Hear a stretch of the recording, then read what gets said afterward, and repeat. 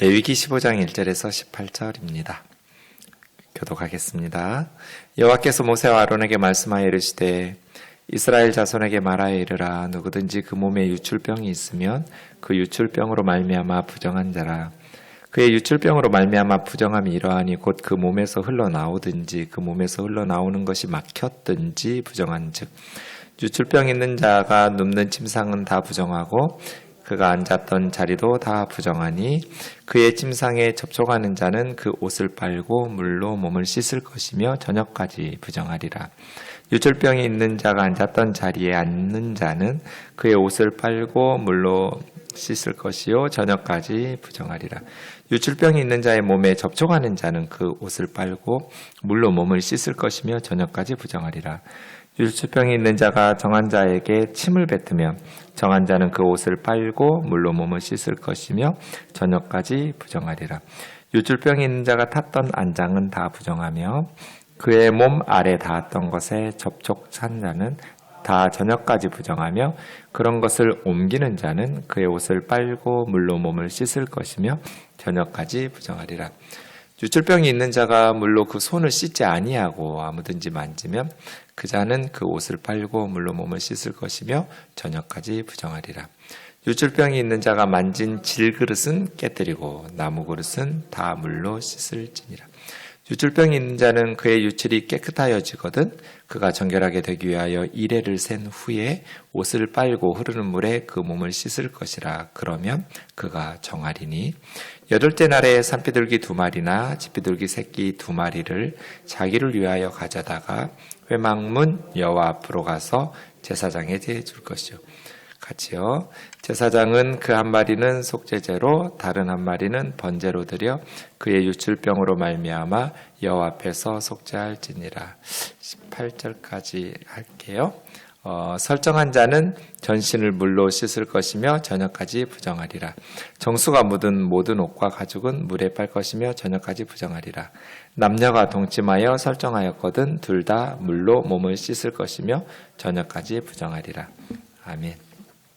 네, 오늘은 유출병에 대한 본문을 좀 살펴보겠습니다. 레위기 구조를 먼저 보시면 제사법이 나오고 정결법이 나오는데 정결법이란 것은 정결한 것과 부정한 것을 분별하는 법입니다.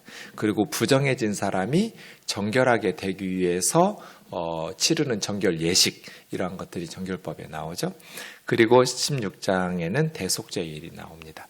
17장에서 27장까지 성결법이 나오는데 성결법은 일상생활에서 하나님의 백성들이 어떻게 하나님과 동행하면서 성결하게 살 것인가. 정결법하고 성결법하고 이렇게 단어만 보면 비슷한 것 같은데 정결법은 정결한 것과 부정한 것을 분별하는 것이고 성결법은 일상생활에서 성결하게 사는 법들에 대한 규례들이라고 보면 되겠습니다. 정결법 내용을 다시 보시면 11장의 음식법, 12장의 산모 출산법, 13장, 14장은 짜라하트라고 그래서 나병이라고 번역된 악성 피부병, 다른 사람에게 전염시키는 그런 바이러스 같은 것입니다. 사람 몸뿐 아니라 옷이나 가죽이나 생활용품, 그리고 이제 광야에서는 집이 없죠. 이동하니까 텐트인데 이제 가나안 땅에 들어갔을 때는 고정된 건축물들이 있겠죠. 집들이. 그러면 그 건물에 곰팡이가 피었을 때, 푸른색 곰팡이나 붉은색 곰팡이가 점점 번져갈 때 그 건물, 그런 것들도 우리가 곰팡이라고 부르는데 똑같이 짜라트라고 말합니다. 그 다음에 오늘 우리가 살펴볼 유출법에 대한 내용이 나오니까 유출법은 정결법의 마지막 조항입니다.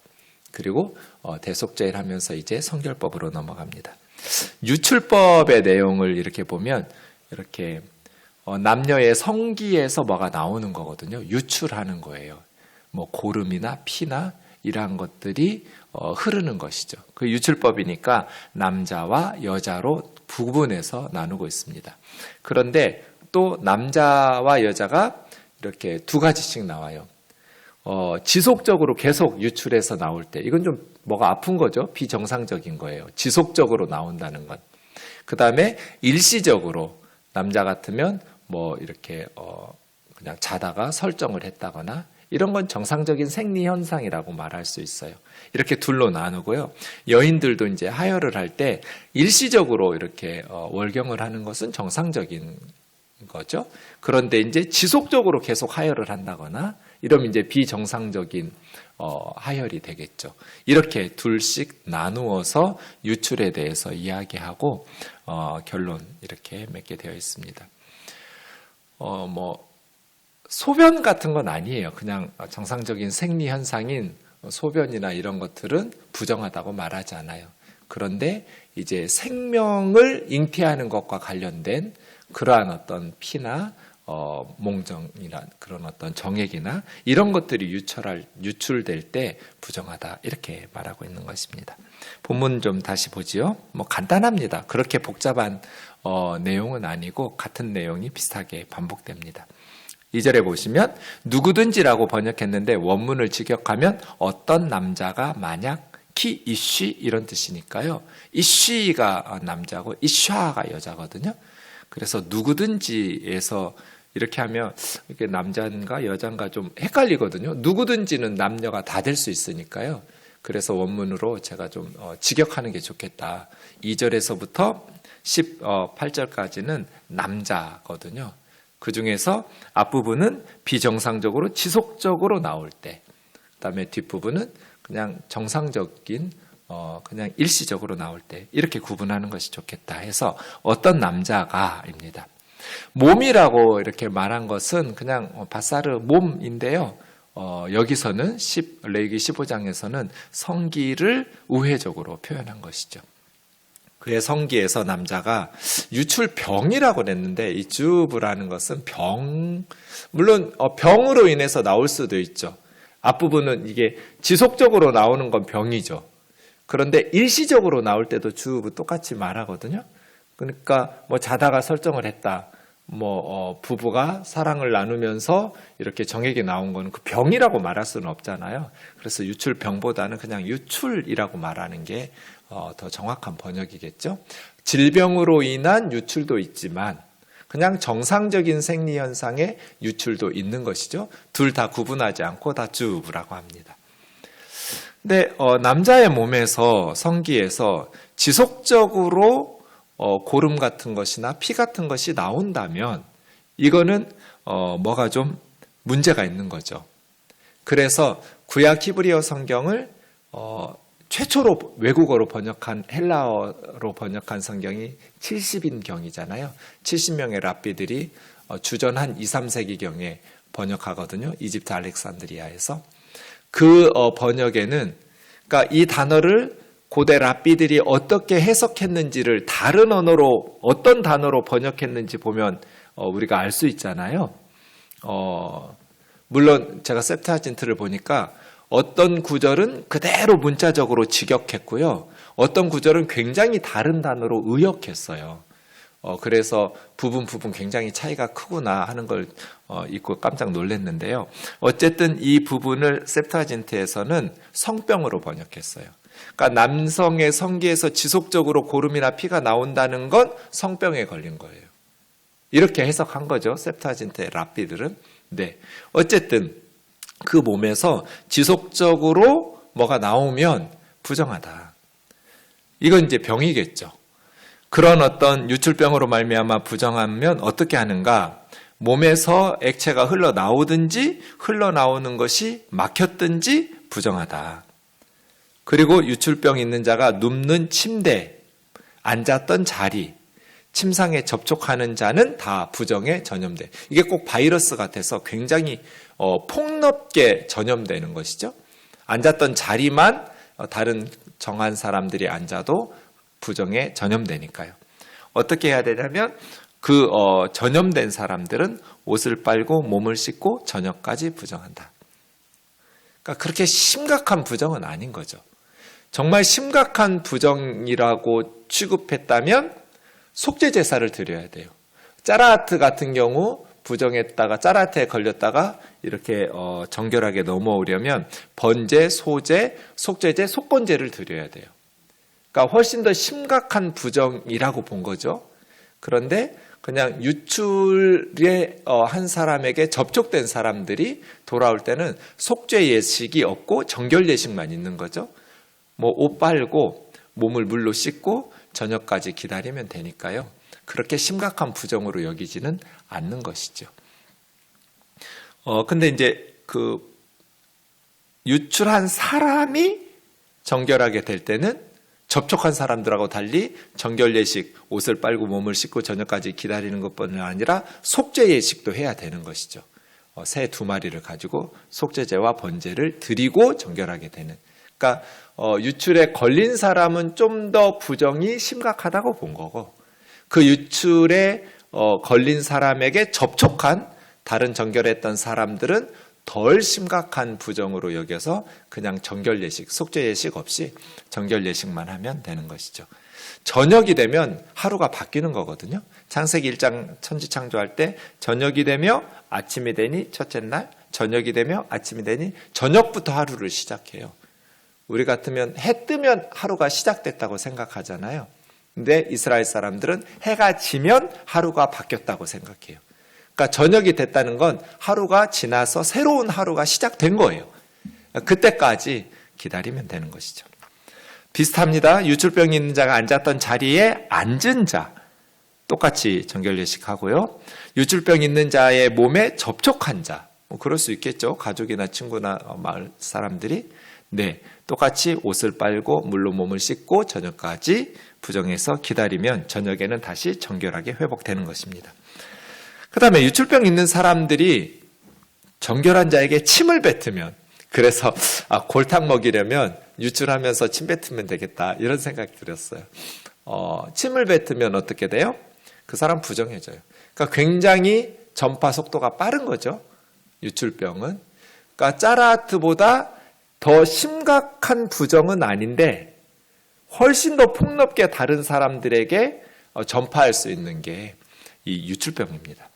옷을 빨고 몸을 씻고 저녁까지 부정합니다. 그 침 뱉음 받은 사람. 그 다음에 유출병 있는 자가 탔던 안장 다 부정해서 몸 아래 닿았던 모든 것은 다 똑같이 옷을 빨고 몸을 씻고 저녁까지 부정하다고 말합니다. 그 다음에 유출병 있는 사람들이 주의해야 될 것이 손을 자주 씻는 거예요. 손을 물로 씻는 것. 그러면 아무래도 이 부정한 것들 또 오염되기 쉬운 것들이 전파되지 않겠죠. 손을 자주 씻어야 되는데 그 유출병 있는 사람이 물로 자기 손을 씻었냐 안 씻었느냐에 따라서 또 달라집니다. 씻지 않고 뭐든지 만지면 다 부정해져요. 그래서 씻지 않은 손으로 만진 질그릇, 도자기 같은 거죠. 흙으로 만든 것은 깨뜨려 버려야 되고, 왜냐하면 흙으로 만든 것은 흡수가 잘 되니까요. 그리고 또 값싸고요. 그런데 나무 그릇은 물로 씻어내면 정결하게 됩니다. 어쨌든 부정한 유출이 되어서 부정한 사람에게 접촉되는 사람들은 옷을 빨고 물로 몸을 씻고 저녁까지 기다리라 이렇게 되어 있습니다. 그 다음 13절에 이제 유출병 있는 사람이 유출이 나으면 정결하게 되는 것이죠. 그러면 7일 동안을 우선 기다립니다.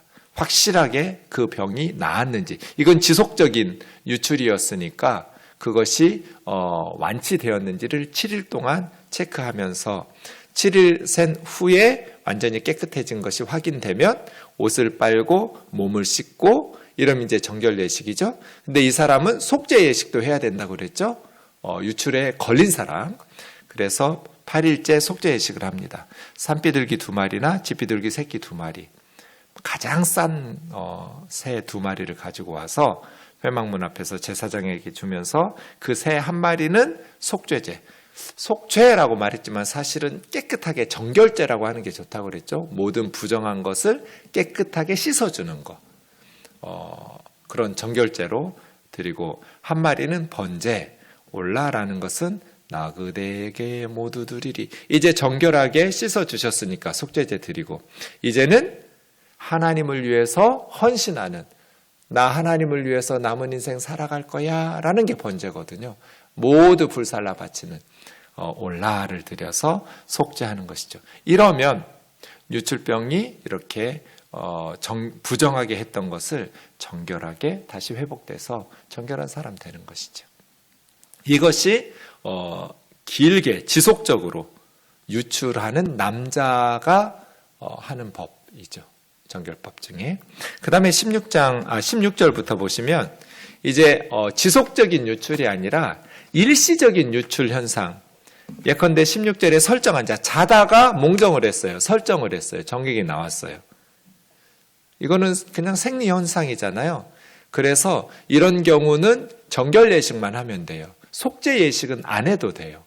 그러니까 더 가벼운 부정이라고 보는 것이죠. 전신을 물로 씻고 저녁까지 부정하리라. 그 다음 그 정액이 묻은 옷 가죽은 물에 빨아라. 저녁까지 부정하니 그 후에 다시 입고.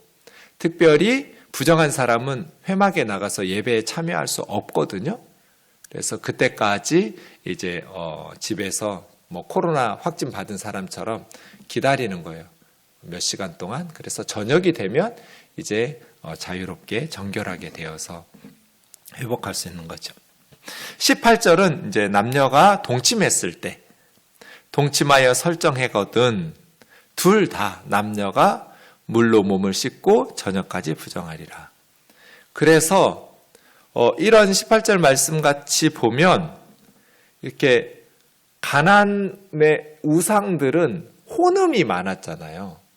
어떤 그 우상을 섬기는 예배 의식 중에 난잡한 성행위들이 혼음이 성창들 그 성전 그 여선지자 그다음에 제사장 뭐 남선지자 뭐 남자 제사장 얘들이 다 성적인 이 더러움을 생각은 아주 간단해요.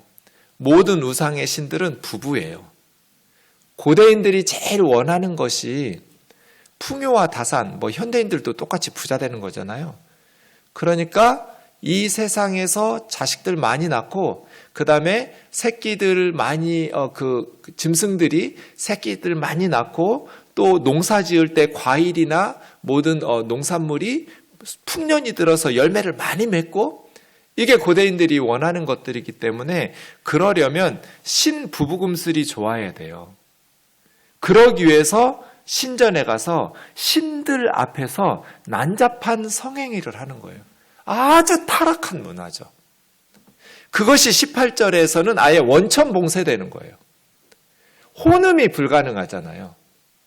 남녀가 사랑을 나누고 나면 그날 저녁까지 둘 다 부정해요. 그래서 물로 몸을 씻고 저녁까지 기다리면서 이렇게 이제 19절부터는 여성의 경우인데 우리가 다음 본문이어서 제가 지난 토요일 새벽기도 본문을 여러분에게 함께 나누었는데요. 유출에 대해서 우리가 한 3가지 정도로 정리해 볼 수 있겠습니다. 첫 번째, 왜 유출을 부정하다고 하는가? 뭐 소변은 똑같은 데서 나오는데 왜 부정하다고 안 하는가?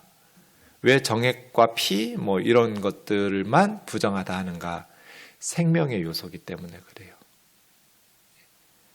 그래서 생명의 요소가 빠져나가는 것은 그건 생리 현상이라 할지라도 생육하고 번성하는 게 하나님께서 복을 주신 거잖아요. 부부가 사랑을 나누면서 생육하고 번성하고 이것은 엄청난 축복이죠. 창조의 섭리이고 그래서 그걸 죄라고 말하거나 부정하다고 말하지 않아요. 그럼에도 불구하고 생명이 빠져나가는 것, 생명이 열매를 맺지 못하는 것은 부정하다는 거예요. 이건 죄 짓는 거하고는 좀 다릅니다. 그리고 중요한 원리가 저는 이 15장에서는 두 번째라고 보는데요. 여성을 성적 쾌락의 대상으로 삼지 말라는 거예요. 자기의 성적 쾌락을 위해서 여성을 그렇게 사용하지 말라는 거예요. 15장에 보면 여성이 생리 중에는 관계하는 것을 금지시켜요. 이거 엄청난 엄한 범죄예요. 지금이야 뭐 많은 생리용품이나 어떤 의학적인 돌봄이 가능하죠. 산부인과도 있고 부인과 같은 데서 치료가 가능한데 그 시절에 병원이 어디 있고 약이 어디 있어요. 여성들이 또 생리용품들 이렇게 편리하게 처리할 수 있는 것들이 없잖아요. 그러한 상황에서 아무리 남편이라고 해도 생리 중에 있는 아내를 그렇게 과다출혈시키거나 복통을 일으키게 하거나 요통을 일으키게 하거나 이러한 것들로부터 하나님께서 보호하시는 거예요. 그리고 이건 부정하다고 말했지만 사실은 사회적 의무 또 예배적 의무에서 면제시켜 주는 거거든요. 그러니까 생리 중에는 회막에 가서 봉사하거나 예배하거나 안 해도 돼요. 그냥 쉬는 거예요. 모든 의무로부터 보호받으면서. 그리고 이스라엘 법 중에는 전쟁 중에는 성적인 행위를 하면 안 돼요. 그건 아주 엄한 벌이에요. 그러니까 전쟁 중에 그 일본 위안부 같은 짓 하지 말라는 거예요. 하나님의 시각으로 보면 이것은 매우 악한 짓이에요. 전쟁 중에 성적인 그것을 어떻게 하겠어요? 주로 침략하면서 약한 나라 여성들을 성적인 쾌락의 도구로 삼겠죠. 이런 짓 하지 말라는 거예요. 하나님 앞에서 거룩한 전쟁을 치를 때 절제와 순종이 없으면 개, 돼지하고 뭐가 달라요? 하나님의 말씀에 순종하면서 우리의 삶을 절제하지 못한다면 짐승하고 뭐가 달라요? 아내라 할지라도 합법적으로 무슨 성폭행하듯이 그런 식으로 자기 욕구를 채우기 위해서 절제하지 못하고 아내의 몸을 소중히 여기지 못한다면 그것은 하나님의 법에 합당한 것이 아닌 것이죠. 아내의 몸을 소중히 여기고 남편의 몸도 소중히 여기면서 하나님의 말씀에 순종하고 절제하는 그러한 삶이 레위기 15장에서 우리에게 요구하는 삶이고 15장도 말씀드린 것지만 어느 한 구절도 죄 때문이라고 말하진 않아요. 정결법에는 죄이기 때문에 이런 불행이 너희에게 임했다 그렇게 말하지는 않거든요. 그러니까 어떤 질병에 걸리거나 부정에 되었을 때 그것이 반드시 죄에 대한 결과라고 정죄하는 것은 옳지 않죠. 모든 성경은 예수님과 연관지어서 해석해 보는 것이 좋거든요. 예수님이 이 레위기 15장의 유출에 대해서 생각할 때 저는 마가복음 5장의 혈루증 앓는 여인 여러분도 그렇게 떠올렸을 것 같은데요. 12년 동안 정말 긴 시간이죠. 12년 동안 하혈했다고 해보세요. 너무너무 괴로웠을 것 같아요. 여인들이 제일 가기 싫은 게 산부인과 병원 아닐까요? 치과도 좀 힘들겠지만 치과하고는 비교할 수 없는 가기 싫은 곳. 그런데 12년 동안 이 여인은 안 가본 의사가 없어요. 많은 의사에게 많은 괴로움을 받았는데 그래도 나을 수만 있다면 있는 돈 없는 돈 끌어다가 찾아갔는데 돈 다 낭비해도 아무 효험이 없고 도리어 점점 병의 증세는 심각해졌어요. 10이라는 숫자는 이스라엘의 숫자잖아요. 그 여인이 예수님의 소문을 들었어요. 믿음은 들음에서 나죠. 그리고 무리가 애워싸고 지금 야이로의 딸 12살 난 딸을 살리려고 가는 중이거든요. 그 무리 가운데 끼어들어서 예수님의 옷에 손을 댔어요. 왜냐하면 이 자매님이 믿음이 있었어요. 예수님 옷가에만 손을 대어도 내 이 지긋지긋한 병은 나을 수 있다. 예수님에 대한 소문을 들어보니까 내가 예수님의 옷자락만 붙잡아도 내 병은 나을 거라는 믿음이 생겼어요. 그래서 그 무리를 뚫고 예수님의 뒤로 가서 예수님의 옷자락을 만졌어요. 그랬더니 알잖아요. 혈루의 근원이 마르고 병이 나았다라는 것을 몸으로 느꼈어요. 근데 예수님이 갑자기 멈춰 서가지고 물으시는 거예요. 누가 내 옷에 손을 댔냐고. 제자들이 뭐라 그랬겠어요? 아니 선생님, 지금 이렇게 많은 무리가 애워서 밀고 있는데 아니 누가 내 옷에 손 댔냐고 물어보시면 어떡하냐고. 그때 이 여자를 주님 찾으시고 이 자매님이 자기에게 이루어진 일을 알고 두려워 떨면서 모든 사실을 다 예수님 앞에 또 사람들 앞에 여쭈었어요. 예수님 뭐라고 말씀하셨을까요? 전 성경에서 34절이 너무나 따뜻해요. 여자여도 아니고요. 집사님도 아니고요. 자매도 아니에요. 딸아예요. 딸아. 누구 딸이에요? 하나님 딸이죠. 딸아, 너 하나님 딸이야. 너의 믿음이 너를 구원했다. 너의 믿음이 너를 구원하였으니. 여러분 복음서 읽어보시면 예수님은 믿음 있다는 말 별로 안 해요. 거의 안 해요. 마가복음에 5번인가 밖에 안 해요. 예수님께서 네가 믿음이 있다. 믿음이 없는 것을 책망 많이 하시죠. 제자들이나 유대인들에게. 그런데 정말 네 믿음 귀하다 라고 믿음이 있다고 말하는 것은 거의 없는데, 이 믿음이 있다고 말씀하실 때마다 예수님의 그 말씀에 공통점이 하나 있어요. 어떤 걸 믿음 있다고 주님이 보셨을까요? 장애물을 뚫고 와요. 장애물. 예수님 말씀 가르치고 있는데 집에서 그 침상에 메고 사람들이 친구를, 중풍병이었나 봐요. 매트리스 들고 오는데 사람들이 너무 많아가지고 예수님 앞으로 얘를 데리고 들어갈 수가 없어요. 장애물이죠? 이 4명의 친구가 어떻게 했어요? 지붕으로 올라가서 지붕을 뚫어가지고 예수님 앞으로 매트리스를 내렸어요. 그때 그들의 믿음을 보시고, 믿음이라는 것은 장애물을 뛰어넘을 때예요.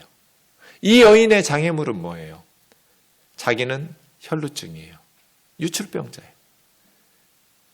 오늘 레위기 15장에 의하면 이 여인을 접촉하는 모든 사람은 몸을 씻고 옷을 빨고 저녁까지 기다려야 돼요. 다 접촉한 모든 사람들이 12년을 하혈했으니 무슨 힘이 남아있겠어요? 무슨 영향이, 무슨 에너지가 그 자매님에게 남아있었겠어요? 쭉 말라가지고 그냥 삐싹 마른 그 힘없는 마지막 에너지를 끌어모아가지고 무리를 뚫고 가가지고 예수님 옷자락을 만진 거잖아요. 너의 믿음이 너를 구원하였다. 평안히 가라, 이 말은 샬롬 속으로 들어가라는 거예요. 더 이상 불안해하지 말고 아프지 말고 건강하게 샬롬 속에 들어가서 살라고. 너 하나님 딸이라고. 2 단어가 나오죠? 누가 내 옷을 만졌느냐? 주여, 이렇게 많은 무리가 미는 것을 보시면서 누가 만졌냐고 물으십니까? 만진 사람이 있고 미는 사람들이 있었어요. 두 사람의 두 부류의 차이는 뭐예요? 믿음이요. 믿음 있는 이 자매님은 만졌고 예수님의 옷을, 그래서 병이 나았고, 호기심으로 가득한 무리들은 밀었어요. 예수님 옷에 몸에 대었죠. 그런데 아무 일도 일어나지 않았어요. 우리가 예수님 앞에 나올 때마다 만지는 사람이 있고 미는 사람들이 있어요. 그냥 호기심에 믿음 없이 예수님 앞에 나와서 앉아있는 사람들, 미는 사람들 중에 만지는 사람들이 있는 거죠. 어떤 사람이? 세상에서 소망이 없는 사람이, 너무나 사는 것이 죽는 것만도 못한 괴롭고 힘든 사람이 예수님의 소문을 듣고, 그것이 육신의 질병이든지 자식의 문제이든지 부모의 문제이든지 세상의 문제이든지 관계의 문제이든지 재정적인 문제이든지 어떤 문제이든지 문제없는 가정은 하나도 없고 기도 제목 없는 가정은 하나도 없는데, 우리가 예수님 앞에 나올 때 믿음을 가지고 주님의 옷을 만지는가, 주님 앞에 그렇게 기도하는가. 그럴 때 율법 깼잖아요. 이 여인이 레위기 15장을 깨뜨렸어요. 그때 주님께서는 율법 지키지 않았다고 난리치지 않았어요. 예수 그리스도는 그런 분이죠. 구약의 율법은 우리를 정결과 부정으로 깨우치고 분별시키지만 예수님은 그 부정을 정결하게 만들어주시는, 구약에는 부정이 전염되지만 예수님에게 나오면 정결함이 전염되어서 예수님의 것이 우리의 것이 되는 것이죠. 우리의 것은 예수님의 것이 돼요. 우리의 죄와 우리의 불의는 예수님이 가져가시고 예수님의 순종과 예수님의 의로우심은 우리에게 공유하시는, 그래서 예수 그리스도를 믿는 자들은, 예수님과 연합하여 하나가 된 사람들은 예수님의 것을 우리의 것으로 소유하게 되는, 이런 걸 은혜라고 그래요. 엄청난 축복을 우리가 누리는 것이죠. 예수님의 의로우심과 거룩하심과 정결하심이 우리에게 부어주는 그 엄청난 은혜들이 우리에게 있음을 기억하면서 믿음으로 승리하는 우리 우면동 교우들 되기를 주의 이름으로 축원합니다.